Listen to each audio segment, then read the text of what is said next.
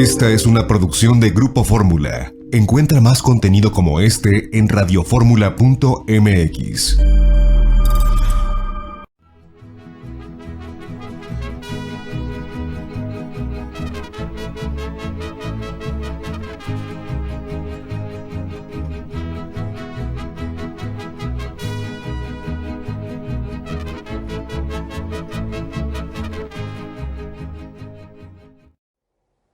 Amigas y amigos, muy buenas tardes tengan todos ustedes.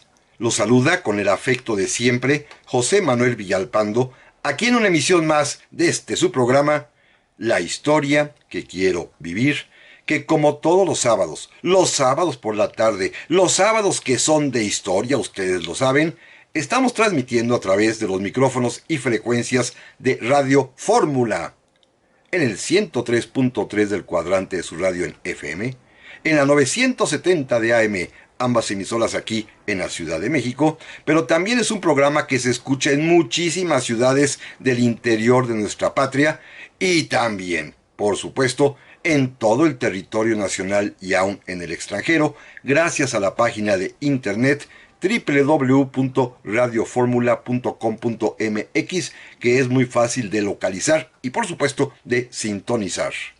Bienvenidos a este programa. Un programa grabado, ya saben ustedes la razón. Seguimos en esta condición de pandemia, ahora en semáforo disque amarillo, pero con episodios cada vez más crecientes, otra vez y lamentablemente, de la epidemia de COVID. Así que no estamos aún a salvo, a pesar de que estemos ya vacunados. Sin embargo, como siempre, están a su disposición las vías electrónicas que permiten comunicarnos, bien sea a mi correo, villalpandohistoriador@gmail.com, o también a mi página de Facebook, Villalpando la Historia, que ya saben, respondo de inmediato. Porque, pues, se trata de acompañarnos mutuamente en estas tardes de sábado. Amigas y amigos, si ustedes no disponen de otra cosa, vamos a comenzar el programa de hoy. Bienvenidas, bienvenidos. Y vamos a continuar platicando, si a ustedes les parece bien, del tema que iniciamos la semana anterior, referente a la época en que gobernó a México el presidente Luis Echeverría Álvarez. Se trata de un ejercicio importante de memoria histórica, para entender, para comprender las circunstancias que vivía nuestro país hace ya 50 años, medio siglo. Los límites que han sido fijados por los teóricos para poder considerar a los acontecimientos del pasado como dignos o aptos para ser historiables, para historiar sobre ellos, para hablar de la historia, entendida esta ya como una reflexión que recaba primeramente una serie de datos, una serie de conceptos, una serie de elementos objetivos y que permiten al historiador, con ellos, proponer una interpretación, una recreación de cómo fue ese pasado. 50 años se fija como límite temporal para que sea posible realizar este ejercicio. Hay otro límite más que también lo comentaba yo, y es que en otros casos los acontecimientos pueden ser relatados con menos distancia de tiempo, siempre y cuando los protagonistas de ellos ya hubiesen fallecido, que no es nuestro caso, porque el presidente Luis Echeverría sigue, afortunadamente, con vida y se ha convertido ya, a sus más de 99 años de edad, en el más longevo de los mandatarios que gobernaron México. Se trata, pues, de hablar de su gobierno, de establecer una serie de conceptos, diríamoslo así, recordando el pasado, para ver, como siempre, qué nos puede servir al día de hoy, para entender nuestro presente y poder prepararnos para nuestro futuro. Pero vamos al caso. La vez pasada estábamos platicando, y ahí nos quedamos, en la política interna del gobierno del presidente Luis Echeverría, donde decía yo que era un presidente muy interesante, en el sentido de que había ciertas contradicciones en su discurso. Por una parte, se manifestó siempre como un hombre dispuesto a apoyar a las clases populares, a las causas populares. Pero por otra parte también es la época que todos conocemos como de la guerra sucia, cuando se combatió y se eliminó literalmente, en una palabra que empleo con toda, pues con toda su crudeza, se eliminó a la guerrilla que operaba en México, en varios puntos, en varios polos, porque fueron estos hombres, estas mujeres, literalmente, no solamente acribillados, sino que los que eran capturados vivos después fueron desaparecidos. Estas cuestiones, también como ya lo comentamos, motivarían que se procesara a don Luis Echeverría, se le dictara inclusive arraigo domiciliario y finalmente allá en 2006 resultara exonerado de los cargos que se le habían formulado. Pero esto simplemente quede como testimonio de lo que sucedió en aquellos años. Pero vamos a un capítulo más interesante y quizás más constructivo y seguramente pionero que sucedió precisamente durante el gobierno del presidente Luis Echeverría. Lo relativo a las mujeres. Aquí es bien importante. Miren, en esta lucha secular por alcanzar los derechos para la mujer, Luis Echeverría representa un capítulo bien importante de esta historia. Aquí sí, y debo decirlo con toda franqueza, lamentablemente no se le ha reconocido el esfuerzo que durante su gobierno, allá entre 1970 y 1976, se realizó para otorgar o acrecentar derechos a la mujer. Pensamos, seguramente ustedes, muchos y muchas, y yo también lo pensaba, que el feminismo es algo contemporáneo, pero no. Hace ya 50 años, y hay que decirlo con toda claridad, México dio los primeros pasos. Si ustedes quieren, muy incipientes, muy insuficientes, pero fue la primera vez que se habló abiertamente de los derechos de la mujer durante el gobierno del presidente Luis Echeverría.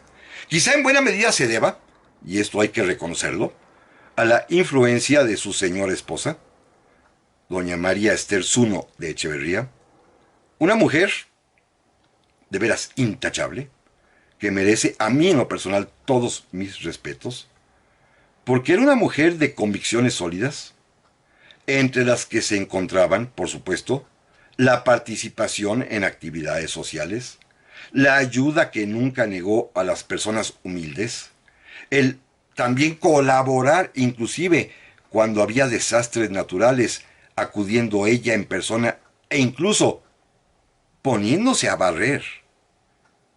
Objeto además también de muchas burlas porque gustaba de vestir trajes típicos y folclóricos mexicanos, pero sin embargo una dama en toda la extensión de la palabra, madre de familia, con varios hijos, casada con Luis Echeverría en un noviazgo que después fructificó el matrimonio, y hay que decirlo también con todas sus letras. A Luis Echeverría jamás se le achacó ningún tipo de escándalo de tipo erótico, sensual, de amantes, ni nada de eso, ¿eh? Jamás.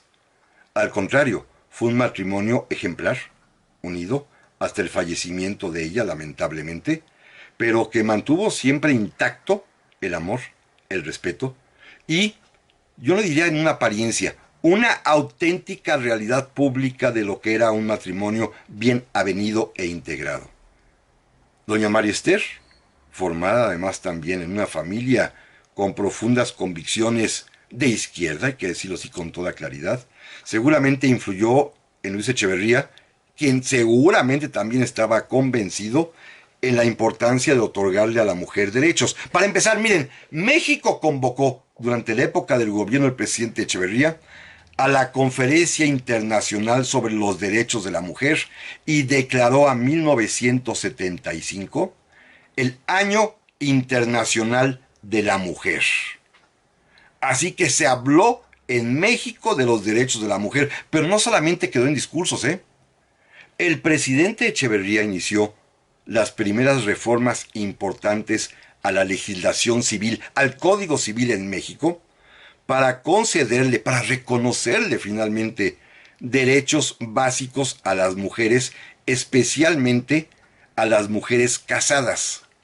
Por ejemplo, antes de Luis Echeverría, el propio Código Civil establecía que la mujer, para poder trabajar, si era casada, tenía que obtener la anuencia de su marido y asegurarse de que no descuidaría a los hijos.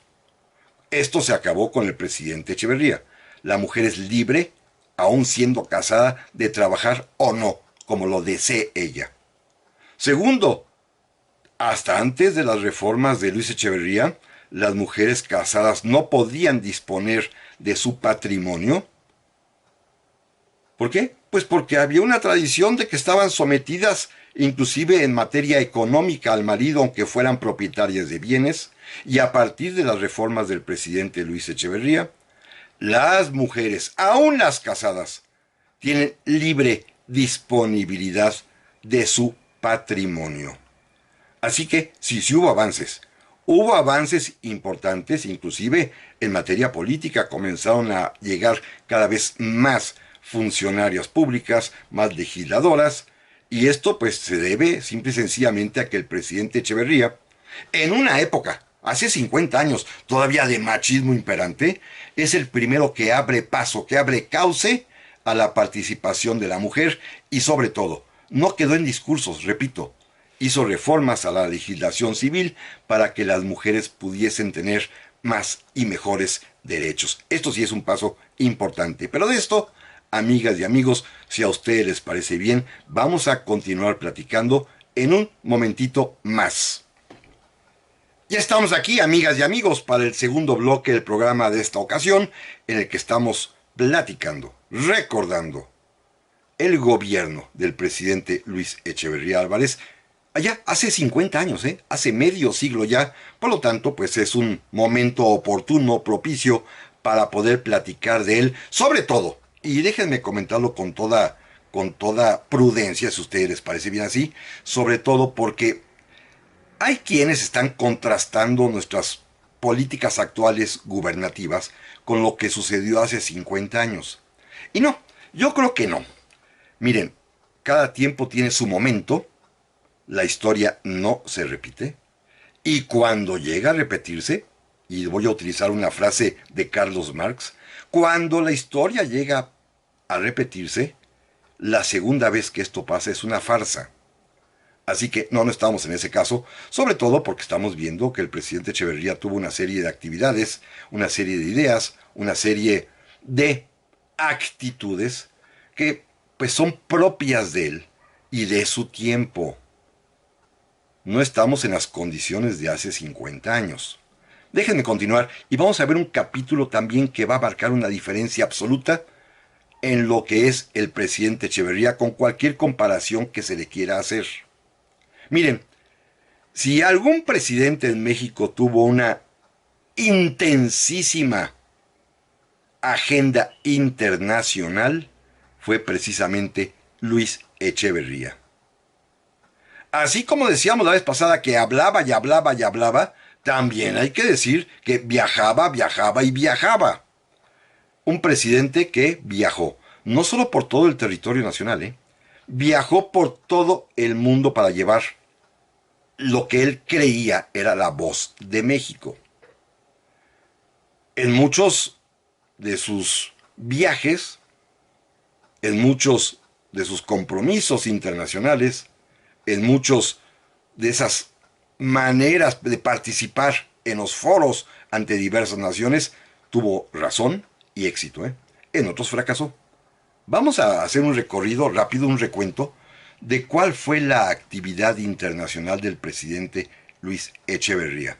Primero, algo bien importante, Desde el primer día de su mandato miró al mundo porque necesitaba llevar la voz de México al mundo. Una voz, por supuesto, conforme a sus ideas, conforme a su ideología, conforme a sus principios, los que él creía que deberían ser válidos a toda la Tierra, a todo el planeta. Recordemos lo que comentábamos hace 8 días, de que Luis Echeverría que había permanecido siempre en la discreción, siempre bajo un manto de bajo perfil, pues no se sabía en realidad cuál sería su pensamiento en materia internacional, sino hasta que fue presidente de la República. Una vez ahí ya se destapó, digámoslo así, y comenzó a postular ideas internacionales bien interesantes. Hoy fallidas, ya se descartaron, pero en su momento fueron muy relevantes porque él se dio cuenta que en esos años, 1970 a 1976, el mundo estaba dividido en varias partes. Dividido en materia política, me refiero, en materia económica inclusive también. El mundo de los países desarrollados, el mundo de los países que vivían bajo el dominio de la antigua Unión Soviética. Estos dos países, o estos dos grupos de países, mantenían un conflicto que todos recordamos que se llamaba la Guerra Fría. Y aparte había un tercer bloque de naciones, que eran llamados genéricamente los países no alineados, o los países en vías de desarrollo, y que Echeverría bautizó como los países del tercer mundo. El primer mundo, los países capitalistas; el segundo mundo, los países socialistas; y un tercer mundo compuesto por estos países en vías de desarrollo que México quería liderar. México a través de la voz del presidente Luis Echeverría. Así que se dedicó a viajar por todos lados llevando sus ideas. Pero fundamentalmente, estas ideas las presentó el propio presidente Luis Echeverría ante la Organización de las Naciones Unidas, en la ONU. Fue allá a hablar y a presentar lo que él llamó la Carta de los Derechos y Deberes Económicos de los Estados. Una propuesta que después de varios años de discusión, fíjense bien, fue aprobada por la Asamblea General de las Naciones Unidas. Ya años después, ya fue descartada. ¿En qué consistía esta carta? En la creencia de que habiendo dos bloques que se estaban entre sí peleando en frío, el bloque capitalista y el bloque comunista o socialista, pues los países en vías de desarrollo quedaban un poquito al garete, a expensas de lo que fuera a pasar, y de alguna manera supeditados a la potencia que les quedaba más cerca y que ejercía sobre ellos influencia. Se trataba de que estos países del tercer mundo, los países no desarrollados, tuviesen acceso, por ejemplo, a los beneficios del progreso, que los países capitalistas y socialistas se comprometieran a ayudar, a apoyar con créditos, con financiamiento, con educación, con capacitación a los países del tercer mundo. Pero también se trataba que estos países pudieran rechazar, oponerse a los embates, sobre todo de los países capitalistas, que extraían sus recursos naturales de manera inmisericordia. Eran los países que Luis Echeverría llamaba explotados por los países del primero o del segundo mundo.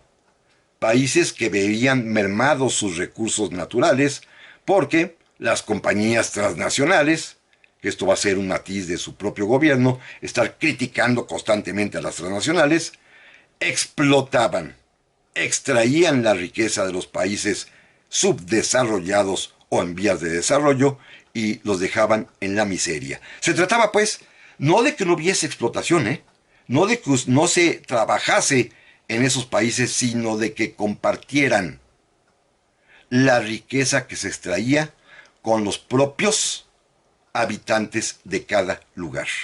De esto se trataba. Una carta que fue tildada por muchos como socialista, pero finalmente, fíjense, esto es lo interesante, la propia Asamblea General de Naciones Unidas la aprobó. Se aprobó y claro, se vendrá abajo mucho más adelante cuando finalmente 10 años después de que termine el gobierno del presidente Echeverría, cambian las circunstancias políticas y económicas de todo el mundo, cae el muro de Berlín, se desintegra la antigua Unión Soviética y se inicia la etapa llamada neoliberal. Ahí cambió ya todo. Pero mientras había que defender la soberanía económica y social de los países del tercer mundo, y Luis Echeverría se convirtió en su abanderado. A lo mejor tenía un interés subsecuente, quién sabe, no lo sabemos en realidad, pero se llegó a decir, se murmuró mucho, de que Luis Echeverría aspiraba a que una vez que terminara su periodo presidencial en México, convertirse en secretario general de la Organización de las Naciones Unidas. Ni siquiera se postuló finalmente, era puro rumor, pero finalmente pues era un activo protagonista de las relaciones internacionales, repito, porque hasta la propia Organización de Naciones Unidas llevó su propuesta de carta, que a la larga sería aprobada. Hizo algo más, y esto sí hay que reconocérselo también porque fue muy beneficioso para México. Ante la propia Organización de Naciones Unidas presentó después otra propuesta distinta, que también sería aprobada con el paso del tiempo, y que es la que los estados que tienen costas, los estados que tienen playa, que tienen mar, que son vecinos de los océanos, de los mares, pudiesen tener, además del mar territorial internacionalmente aceptado, que como todos sabemos es de 12 millas náuticas, una zona adicional de 200 millas náuticas más, que sería llamada mar patrimonial.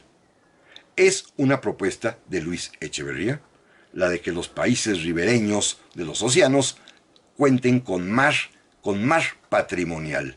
Esto fue bien importante, ¿eh? Y se consiguió. Y si ustedes revisan hoy nuestra propia Constitución, hoy somos legítimos propietarios, México y todos los países que tienen costas, del mar patrimonial, que corresponde, repito, a esas 200 millas adicionales al mar territorial. Esta es una propuesta que salió adelante, fructífera, de Luis Echeverría. Pero a él le encantaba viajar a todas partes. Visitó, por ejemplo, a la antigua Yugoslavia porque el mariscal Tito, el que lo gobernaba, se sentía muy afín con Luis Echeverría, porque Tito, recuerden ustedes, la Yugoslavia también se había separado del eje de influencia de la Unión Soviética, así que era como que la contraparte europea de Luis Echeverría, pero también visitó países subdesarrollados, pero no se detuvo y fue a visitar, por ejemplo, hasta la propia reina de Inglaterra y al emperador de Japón. Por cierto, ahí negoció que le permitieran asistir a la entrevista con Hirohito, no en frac, sino en traje normal, y lo consiguió. Era bien recibido Luis Echeverría en todos los países del mundo, pero de esto platicaremos, amigas y amigos, en un momentito más. Ya estamos aquí, amigas y amigos, para el tercer bloque del programa de esta ocasión, en el que estamos platicando, recordando cómo fueron los años aquellos en que gobernó a nuestro país el presidente Luis Echeverría. Estamos ahorita hablando de la etapa internacional, ya vimos los aciertos que tuvo, vamos a ver ahora otras cuestiones que también pues sucedieron, y hay que recordarlas, incluso algunas de ellas fallidas y equívocas, ¿eh? Otras no tanto, vamos a platicarlas. Miren, primero, déjenme comentarles que decía yo al final del bloque anterior que visitó a los países más importantes, por supuesto a Inglaterra, fue a ver a la reina Isabel, que ya desde entonces gobernaba, fue a ver a Japón al emperador Hirohito, con la gracia, repito, de que negoció que le permitieran asistir en traje normal de calle y no de frac, como era tradicional en el Japón. Pero también hizo algo muy interesante y muy relevante. Miren, México, país laico, desde el año de 1859, cuando se expidió las leyes de reforma que establecía la laicidad del Estado, México, que nunca reconoció a partir de entonces a la Iglesia Católica, pues vivió un momento de excepción bien interesante, porque el presidente Luis Echeverría platicó aquí en México con el entonces cardenal primado Miguel Darío Miranda, y le hizo saber su interés de visitar en Roma al Santo Padre, al Papa Paulo VI. ¿Y qué creen? Pues se hizo, se dio. Fue la primera muestra, muy incipiente, si ustedes quieren, pequeñita apenas, de una apertura en materia religiosa por parte del Estado mexicano. Ya después, como sabemos, cuando gobierne el presidente que lo sigue, López Portillo, pues se abrirá ya de plano a la visita de Juan Pablo II a México. Pero en ese momento todavía, muchos años antes, el presidente Echeverría da un primer paso visitando y saludando en Roma, en el Vaticano, al Papa Paulo VI. Este es un momento importante y trascendental de la historia de las relaciones entre México y la Iglesia. De alguna manera se rompió ese bloque de silencio compartido, de ignorancia mutua entre el Estado y la Iglesia, y el presidente Echeverría lo rompió. También, como todos lo sabemos, mantuvo relaciones muy estrechas, particularmente con los países del bloque socialista, fundamentalmente Cuba, manteniendo una estrecha relación directa con el comandante Fidel Castro. La tuvo, sí, en efecto. Pero especialmente, y seguramente ustedes lo han de recordar los que vivimos en aquel tiempo, con Chile, con el Chile que gobernaba en ese momento el presidente socialista Salvador Allende. Con él entabló una relación amistosa muy profunda. Inclusive, pues, México apoyó y auxilió en 1972 a los chilenos cuando sufrieron un terrible terremoto, y hasta doña Marister fue a Chile para ayudar y llevar la ayuda mexicana. Pero también Salvador Allende fue recibido aquí en México, particularmente en Guadalajara, donde dio un discurso importantísimo y bien interesante para la juventud mexicana. Había pues unas relaciones muy estrechas entre el Chile socialista y el gobierno mexicano del presidente Luis Echeverría, que van a tener su mayor punto de expresión, como todos sabemos, a partir del 11 de septiembre de 1973, cuando en el golpe de Estado que allá en Santiago de Chile protagonizaron los militares encabezados por Augusto Pinochet, fue depuesto y murió el presidente Salvador Allende. México entonces, por órdenes del presidente Echeverría, respetó la tradición diplomática de nuestro país, consistente en brindar asilo político a las personas que lo necesitaban, víctimas de la persecución. Y así como el presidente Cárdenas, a quien por supuesto Echeverría admiraba y emulaba, había abierto las puertas de nuestra patria al exilio español republicano, igualmente, el presidente Echeverría dispuso que en la Embajada de México en Chile primero y después en nuestra patria, se recibiera, se asilara a todas aquellas personas de nacionalidad chilena que quisieran salir de su país, seguramente perseguidas por su antigua militancia socialista o por haber participado de cualquier manera en el gobierno del presidente Allende, fueron recibidas aquí en México, fueron asiladas aquí en México, y muchos, la gran mayoría de ellos, finalmente aquí hicieron su vida, aquí se integraron y aquí se quedaron. México en este aspecto, hay que decirlo con toda claridad, cumplía cabalmente con su tradición del asilo diplomático. Esto lo hizo el presidente Echeverría. También, y hay que comentar este asunto, aunque no teníamos relaciones diplomáticas con España, recuerden que desde la época del presidente Lázaro Cárdenas, México se declaró favorable al establecimiento de la República Española, misma que sería derribada por Francisco Franco, los nacionales y la Guerra Civil Española. Y nuestro país dejó desde ese momento, ya en los tiempos del presidente Cárdenas, de tener relaciones diplomáticas con la España nacionalista, con la España franquista.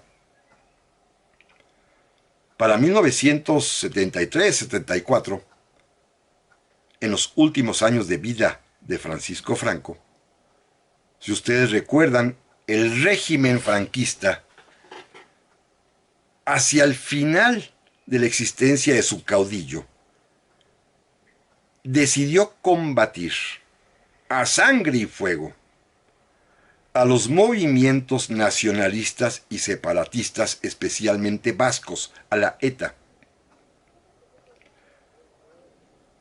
Los etarras atacaban a unidades de policía, a la Guardia Civil, ponían bombas, y muchos de ellos, cuando fueron reprimidos y capturados, fueron juzgados y condenados a muerte mediante el procedimiento muy español del garrote vil. Esto que ya hemos platicado alguna vez, que es una sillita con un poste atrás donde le ponen un collarín a las personas, les aprietan un tornillo, les truenan las vértebras. Bueno, Franco y su aparato gubernativo había condenado a muerte a varios etarras, y el gobierno mexicano, aún sin tener relaciones con España, lo denunció ante la Organización de Naciones Unidas, pidiendo que fuese expulsada, que fuese castigada la España franquista.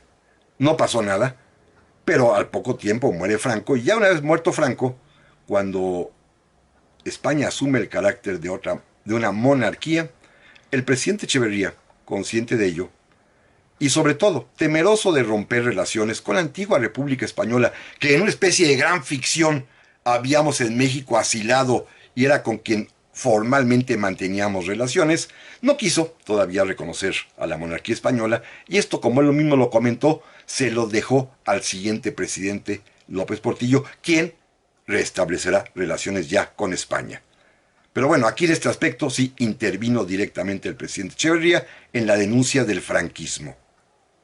Ahora veamos una pifia. Quizá llevado por ese entusiasmo por los países del tercer mundo, también decidió apoyar y se entrevistó inclusive al movimiento de liberación palestino, con su famoso líder de aquel tiempo, Yasser Arafat, con quien Echeverría platicó un par de veces.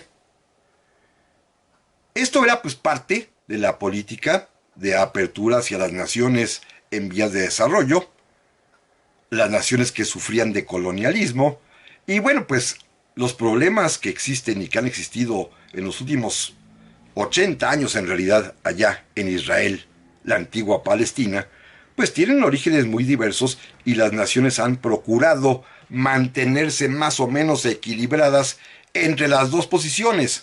La posición del gobierno de Israel, muy legítima, pero también la posición de los gobiernos palestinos, también muy legítima. Es un problema diplomático y de balanza muy fina. Pero al presidente Echeverría se le ocurrió, y aquí sí fue una pifia internacional, denunciar públicamente al Estado de Israel por sionista. Es decir, hizo público un acto de discriminación en contra del pueblo judío. No lo acusó por la guerra, no lo acusó porque estaba en conflicto con los palestinos. Lo acusó de sionista. El movimiento sionista es el movimiento de defensa de lo judío. Lo acusó de sionista, es decir, discriminó a los judíos. Hoy esto sería totalmente imperdonable, ¿no? En aquel tiempo aún no se utilizaba mucho estos conceptos de la discriminación. Aquí sí, la pifia internacional y la rechifla fue enorme, y el que pagó el pato fue el canciller mexicano, el Emilio O. Rabasa, quien era el secretario de Relaciones Exteriores, quien tuvo que renunciar, asumiendo él directamente la culpa de lo que el presidente Echeverría seguramente le había ordenado. Así que aquí se equivocaron. Pero bueno, este es el escenario internacional en el que se mueve Luis Echeverría, y vamos a pasar, si ustedes me lo permiten, a la parte más delicada, importante y grave de su gobierno, que es la cuestión económica, que nos va a llevar un buen ratito todavía. Pero de esto, amigas y amigos, vamos a platicar enseguida. No se vayan, por favor. Ya regresamos, amigas y amigos, para el cuarto y último bloque del programa de esta semana, en el cual estamos recordando las épocas en que gobernó México el presidente Luis Echeverría. Ya platicamos en este programa de una parte importantísima de su política interna, que es la cuestión de los derechos de la mujer. Ya dedicamos 2 bloques a su intensísima actividad internacional. Y vamos ahora a la parte medular, que seguramente hoy no culminaré y voy a tener que tomar el programa de la semana que entra para comentarla a detalle y ver cómo terminó finalmente el gobierno de Luis Echeverría. Antes de eso, déjenme hacerles una recomendación peculiar. Así como a veces recomendamos libros muy eruditos, muy serios, de cómo entender lo que estamos platicando. Para este programa les había yo comentado la vez pasada que hay 2 libros fundamentales que vale la pena conocer. Uno de ellos, escrito por don Daniel Cosío Villegas, El estilo personal de gobernar.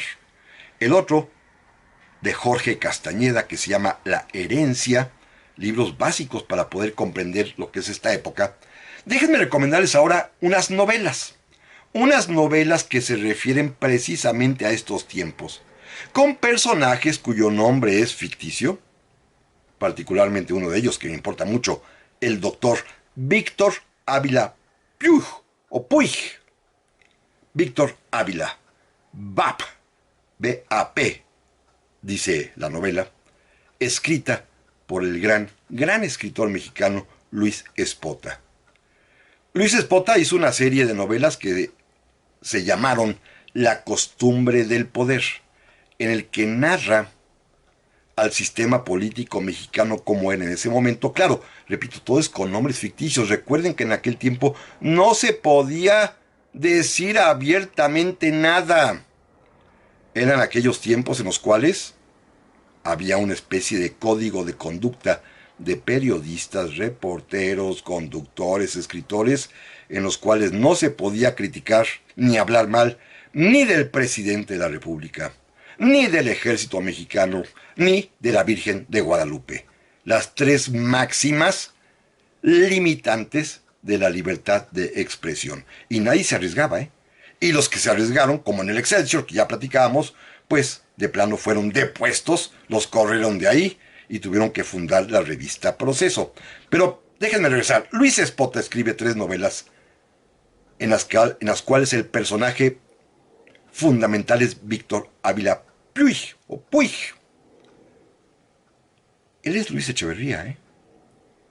Es Luis Echeverría. Se las recomiendo muchísimo, aparte son amenísimas. Una de ellas, Palabras mayores, de Luis Espota. Narra todas las peripecias para el destape presidencial, en este caso, de Luis Echeverría. Otra más, bien interesante también, Sobre la marcha, que describe todo lo que aconteció en la campaña presidencial de Víctor Ávila, es decir, de Luis Echeverría. Y una tercera, que es importantísima e interesantísima, La víspera del trueno, en el cual se relata cómo gobernaba Víctor Ávila, cuál era su interés de participar en foros internacionales y, en la novela, los problemas que tuvo que enfrentar y cómo termina su gobierno. De veras, estos 3 libros son amenísimos, divertidísimos, están reeditados, los pueden ustedes encontrar fácilmente, y son novelas no históricas, no lo puedo llamar así, porque finalmente no hablan de historia. Recrean una época de México, los 70s, con personajes ficticios, pero que todo mundo puede identificar fácilmente. Por ejemplo, a la residencia presidencial de Los Pinos le llama Los Arcos. Así son los parangones, y uno puede ubicar el nombre de las ciudades. A Nuevo León le llama Nueva Castilla, por ejemplo, y uno puede ubicar perfectamente bien cada sitio, cada personaje con los de aquella época. Se los recomiendo, Luis Espota. Pero bueno, dejo de hacer el comercial. Además, Luis Espota ya es una persona que murió hace muchísimo tiempo, pero sus libros creo que son imperecederos. Miren, para entrar a la parte económica, que es importantísima, debo empezar primero por 2 éxitos que tuvo el presidente Luis Echeverría. Ya en el programa de la semana que entra dedicaremos a la parte delicada de los fracasos, que esto no se escapó y fue terrible. Pero déjenme comentar primero dos éxitos que tuvo el presidente Luis Echeverría en la gestión económica. Primero, uno de justicia social básico, que hasta la fecha es una institución que aún sobrevive, que ha tenido dificultades en el camino, que ha habido en medio actos de corrupción, que ha habido muchísimas torceduras en su destino, pero finalmente ha cumplido, creo que más bien que mal, con su objetivo. Me refiero al Infonavit.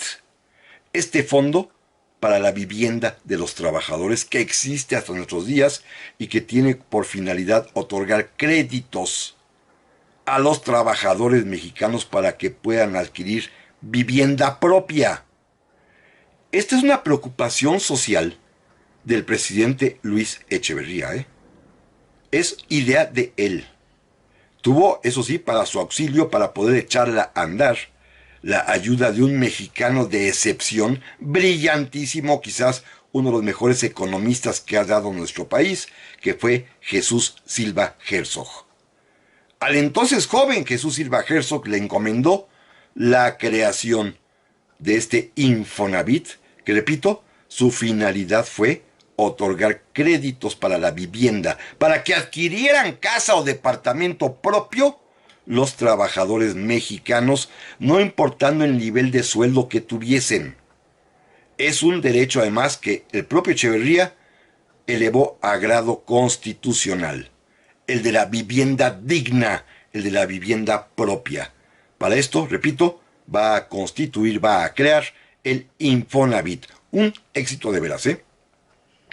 Independientemente de que el Infonavit haya en momentos de su vida torcido el rumbo, el objetivo central del presidente Echeverría creo que fue muy loable. Y otro éxito que también hay que resaltar. Él percibió la importancia económica del turismo en México. Desde la propia campaña presidencial tuvo la idea, que nunca nadie había hecho, de recorrer de punta a punta la península de la Baja California, por ejemplo. Ni siquiera había carretera. Él es el que va a promover la construcción de la carretera interpeninsular, la que recorre toda la península de la Baja California. Pero no solo eso, va a promover la erección, la creación del Estado Libre y Soberano de Baja California Sur. Y por supuesto es el que va a fomentar la creación, desarrollo y puesta en servicio de los centros turísticos más importantes de nuestro país, en aquella parte de la Baja California, de Los Cabos, de San Lucas, de Loreto. Pero exactamente lo mismo va a realizar en el otro extremo del país, allá en el antiguo territorio de Quintana Roo. Primero se ocupará de que Quintana Roo sea convertido, sea erigido en un estado más de la Federación Mexicana, el estado de Quintana Roo. Después se va a preocupar por desarrollar los polos de desarrollo turístico ya existentes, como Cozumel e Isla Mujeres, pero sobre todo va a crear un nuevo e importantísimo lugar turístico a nivel mundial, que es Cancún. De este tamaño, él vislumbró el potencial económico turístico de ambos extremos de la República, de la Baja California Sur, repito, y de Quintana Roo. A él se lo debemos, ¿eh? Esto es un mérito indiscutible del presidente Echeverría. Esto y el Infonavit son quizás sus mayores tinos certeros que tuvo en materia económica. Pero en cambio, el problema vino desde otra perspectiva. Y voy a iniciar rápidamente simplemente para apuntar algunas ideas que desarrollaremos, si Dios lo permite, la próxima semana. Decidió terminar con la época de bonanza económica, que a juicio de él únicamente beneficiaba a los ricos, que se llamó en nuestra historia el desarrollo estabilizador. A lo mejor ustedes recuerdan que hace ya un par de años dediqué varios programas a estos temas. Ya había yo hablado de Echeverría en materia económica dentro de este gran horizonte de la historia de las finanzas públicas en México desde la época de Cárdenas hasta los días del neoliberalismo. Ya lo habíamos hecho, voy a insistir simplemente en el tema ya con especificidad de Luis Echeverría. Decidió, pues, aniquilar al desarrollo estabilizador y sustituirlo por algo que él llamó el desarrollo compartido.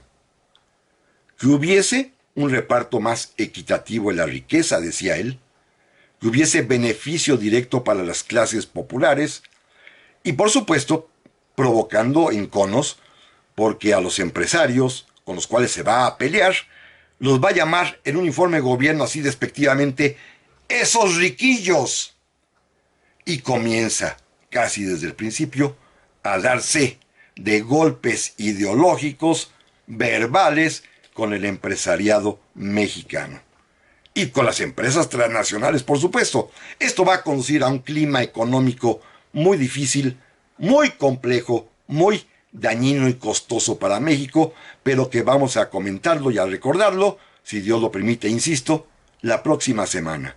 Pásenla ustedes muy, pero muy bien.